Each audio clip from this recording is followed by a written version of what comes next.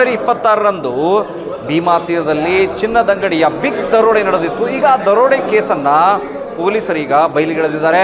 ಇಬ್ಬರು ಪ್ರಮುಖ ದರೋಡೆಕೋರರು ಸಿಕ್ಕಿರುವಂಥದ್ದು. ಅದರಲ್ಲೂ ಕೂಡ ವಿಶೇಷ ಏನಂತ ಹೇಳಿದ್ರೆ ಸಂಪೂರ್ಣ ರಿಕವರಿ ಇಲ್ಲಿ ಆಗಿರುವಂಥದ್ದು. ಸಂಪೂರ್ಣ ರಿಕವರಿ.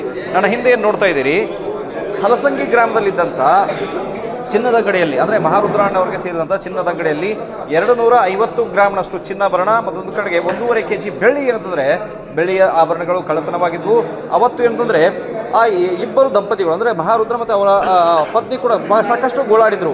ಅಂದರೆ ನಾವು ಸಾಲ ಸೋಲ ಮಾಡಿ ಅಂಗಡಿ ಹಾಕಿದ್ದೀವಿ, ದರೋಡೆ ಆಗಿದೆ ಹೆಂಗೆ ಅಂತೇಳಿ. ಮತ್ತೊಂದು ಕಡೆಗೆ ಗನ್ ಪಾಯಿಂಟಲ್ಲಿ ಒಂದು ದರೋಡೆ ನಡೆದಿದ್ದು. ಮಹಾರುದ್ರ ಹಣೆಗೆ ಇದೇ ಬಂದೂಕು ನೋಡಿ, ನೀವು ಸೆಂಟ್ರಲ್ ನೋಡ್ತಾ ಇದ್ದೀರಲ್ಲ, ಈ ಕೆಂಪು ದಾರವನ್ನು ಹಾಕಿದಂಥ ಏನು ಬಂದೂಕಿದೆ ಇದೇ ಬಂದೂಕನ್ನು ಅವರು ಬಳಕೆ ಮಾಡಿರ್ತಾರೆ. ಇದನ್ನು ತೋರಿಸಿರ್ತಾರೆ. ಇದನ್ನು ತೋರಿಸೋದು ಅಷ್ಟೇ ಅಲ್ಲದೆ ಅಲ್ಲಿ ಸೈಡಲ್ಲಿ ಇರ್ತಕ್ಕಂಥ ಜನ ಅಂಗಡಿಯ ಹತ್ತಿರಕ್ಕೆ ಬರೋಕ್ಕೆ ಹೋದಾಗ ಒಂದು ವಿಡಿಯೋ ಮಾಡಲಿಕ್ಕೆ ಬರೋಕ್ಕೆ ಹೋದಾಗ ಇದೇ ಗನ್ನಿಂದ ಏನಿದ್ರೆ ಫೈರಿಂಗ್ ಆಗಿರುತ್ತೆ. ಇದೇ ಗನ್ನಿಂದ ಅಂದರೆ ಅವ್ರ ಹತ್ರ ಬೇರೆ ಗನ್ಗಳಿದ್ದು ಆದರೆ ಅವತ್ತು ಯೂಸ್ ಮಾಡಿದಂಥ ಗನ್ ಇದು. ಟೋಟಲ್ ರಿಕವರಿಯಲ್ಲಿ ಒಂದು ಕಡೆ ಚಿನ್ನ ಮತ್ತೊಂದು ಕಡೆಗೆ ಬೆಳ್ಳಿ ರಿಕವರಿ ಆದಾಗ ಇಷ್ಟೊಂದು ಬಂದೂಕುಗಳು ಸಿಕ್ಕಿದಾವೆ. ಇದರಲ್ಲಿ ಏನಂದರೆ 3 ಕಂಟ್ರಿ ಮೇಡ್ ಪಿಸ್ತೂಲ್ಗಳು, 2 ನಾಡ ಬಂದೂಕಿದ್ದಾವೆ. ಇಲ್ಲಿ ನೀವು ನೋಡ್ತಾ ಇದ್ದೀರಿ, ಇದು ಕೂಡ ನಾಡ ಬಂದೂಕು, ಇದು ಕೂಡ ನಾಡ ಬಂದೂಕು. ಇನ್ನೊಂದು ಕಂಟ್ರಿ ಮೇಡ್ ಪಿಸ್ಟಲ್ ಇದು ಬಂದು ಕಪ್ಪು ಬಣ್ಣದಲ್ಲಿದೆ. ಇದು ಏರ್ ಪಿಸ್ಟಲ್ ಇದೆ. ಅಂದರೆ ಇದರ ಲೋಕಲ್ ಆಗಿ ಬೆದರಿಸೋದಕ್ಕೆ ಮಾಡೋದಕ್ಕೆ ಇದನ್ನು ಯೂಸ್ ಮಾಡ್ಕೊಳ್ತಾ ಇದ್ರು.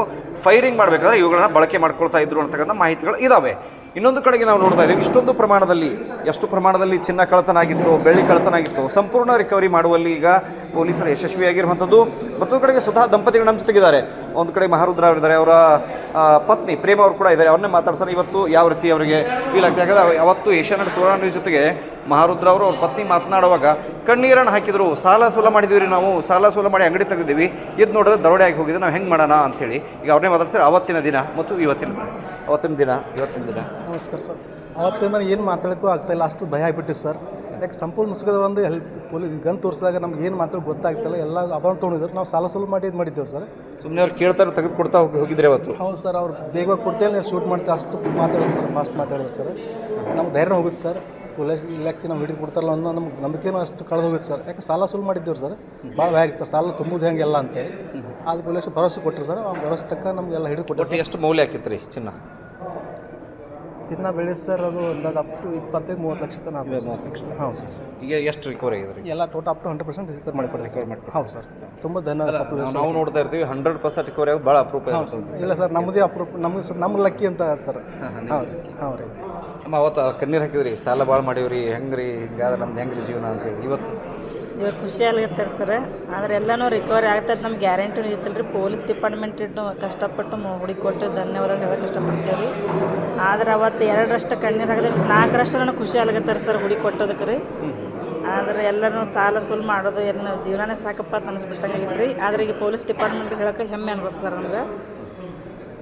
ಎಸ್, ನಾವು ಕೂಡ ಅವತ್ತು ಇವರ ಗೋಳಾಟವನ್ನು ಕಣ್ಣಾರೆ ನೋಡಿದ್ವಿ. ಮತ್ತೊಂದು ಕಡೆಗೆ ಪೊಲೀಸ್ ಇಲಾಖೆ ಕೂಡ ಒಂದು ಪಣವನ್ನು ತೊಟ್ಟಿತ್ತು. ಅಂದರೆ ಇವರ ಏನು ಚಿನ್ನವರ ಈ ದರೋಡೆ ಆಗಿತ್ತು, ಈ ದರೋಡೆ ಕೇಸನ್ನು ಬಯಲಿಗೆ ಎಳಬೇಕು ಅನ್ನೋಂಥದ್ದು. ಮತ್ತೊಂದು ಕಡೆಗೆ ಸತತ 20 ದಿನಗಳ ಕಾಲ ಏನಾದರೂ ಕಾರ್ಯಾಚರಣೆ ನಡೆಯುತ್ತೆ. ಬಳಿಕ 15 ದಿನದ ಬಳಿಕ ಅಂದರೆ ಆರೋಪಿಗಳ ಬಗ್ಗೆ ಪಕ್ಕಾ ಮಾಹಿತಿ ಸಿಗುತ್ತೆ. ಬಳಿಕ ಅವರನ್ನು ನೆರೆಯ ಮಹಾರಾಷ್ಟ್ರದ ಪುಣೆಯಲ್ಲಿ ಅವರನ್ನ ಬಂಧನ ಮಾಡಿ ಈಗ ತಂದು ಏನಂದರೆ ಅವರಿಂದ ಎಲ್ಲ ವಸ್ತುಗಳನ್ನು ಅಂದರೆ ಚಿನ್ನಾಭರಣ ಮತ್ತೊಂದು ಕಡೆ ಬೆಳ್ಳಿ ಸಾಮಾನುಗಳನ್ನು ರಿಕವರಿ ಮಾಡಿಕೊಂಡಿದ್ದಾರೆ. ಅದರ ಜೊತೆಗೆ ಭಯಾನಕವಾದಂಥ ವೆಪನ್ಗಳು ಕೂಡ ಸಿಕ್ಕಿಬಿದ್ದಿರುವಂಥದ್ದು.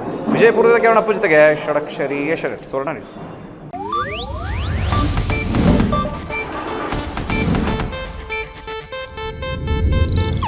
ಇದು ಏಷ್ಯಾನೆಟ್ ನ್ಯೂಸ್ ನೆಟ್ವರ್ಕ್ ಪ್ರಸ್ತುತಿ.